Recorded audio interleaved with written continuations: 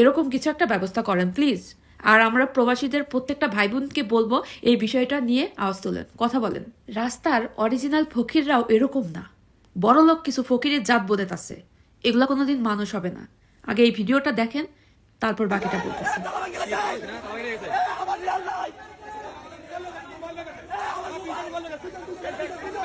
কি একটা অবস্থা ভাই, এই বাংলাদেশের এই কাহিনী আমি আর অন্য কোথাও দেখি না, কোথাও দেখি না।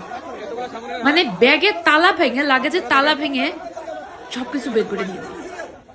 এর ভিতর তো সাধারণ কোনো মানুষ থাকে না, এয়ারপোর্টের মধ্যে রেগুলার কোনো মানুষ থাকে না, কোনো চোর চুরটা তো থাকে না। সমস্ত চাকরিজীবী গুলাই ওর ভিতর থাকে, যারা এগুলা দেখবার দায়িত্বর মধ্যে আছে তারাই থাকে। তারা কত বড় ছোট লোক, একে জাত বোনের কত বড় ছোট লোক, এটা ফকির ইচ্ছে অদম। এরা ভিক্ষে করে না কারা রাস্তায়? ফকিরগুলা, এই ফকিরগুলার চাকরি দেয় কারা?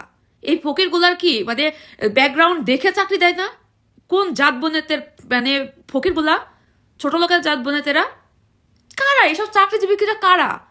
এখানে একটু ভিডিও করে, যারা এই যে এইসব ভিডিও করেন যে চুরি করছে তারপরে হাজারি করতেছে, এই যে যারা এই ভিডিওগুলো করেন তাদের একটু দায়িত্ব দিই প্লিজ। এই যে যারা চুরিটা করে এদের একটু দেখান না আমাদের, দেখি। আমরা প্রবাসীরা অনেক কষ্ট করি, আমরা তো ফ্যামিলি নিয়ে থাকি।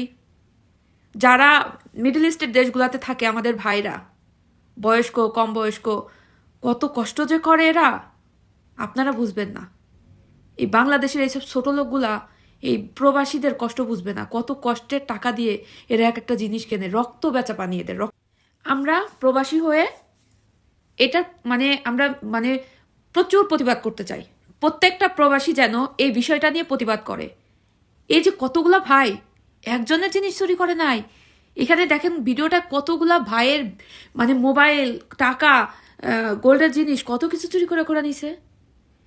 এতে একটা ভিডিও ফুটেজ ভাইরাল হয়েছে, তাই মানুষ দেখতে পারতেছে, আমরা দেখতে পাইছি।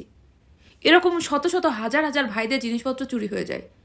বাংলাদেশের গভর্নমেন্টকে রিকোয়েস্ট করবো প্লিজ, এয়ারপোর্টের ভিতরে অথবা এয়ারপোর্টের বাইরে লাগেজগুলো যেই দিক দিয়ে আসে, যে দিক দিয়ে যায় এবং পুরা এরিয়াতে প্লিজ স্ট্রং সিসি ক্যামেরার ব্যবস্থা করেন এবং এইগুলা ধরার ব্যবস্থা করে এদেরকে কঠোর থেকে কঠোরতম শাস্তির ব্যবস্থা করেন, যাতে আর এরকম কিছু না করতে পারে। এমন শাস্তির ব্যবস্থা করেন যাতে এরা চুরি করার আগে হাজারবার ভাবে, এদের ফ্যামিলির কথা ভাবে যে আমি যদি চুরি করি তাহলে আমার এই শাস্তিটা দিবে, এই শাস্তিটা দিলে আমার ফ্যামিলির কি হবে। এরকম কিছু একটা ব্যবস্থা করেন প্লিজ। আর আমরা প্রবাসীদের প্রত্যেকটা ভাই বোনকে বলবো এই বিষয়টা নিয়ে আওয়াজ তোলেন, কথা বলেন।